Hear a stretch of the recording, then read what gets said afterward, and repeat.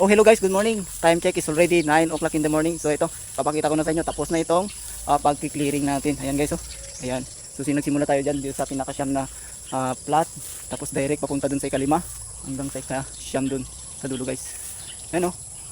Almost done ang ating pag-clearing. So itong ginagawa ko ngayon, tinatanggal ko na lang yung mga damo na dito sa malapit sa kanyang twine guys.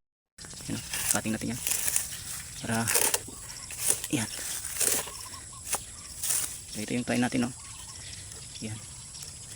Tanggalin natin itong mga para hindi siya matabunan, guys. Yan.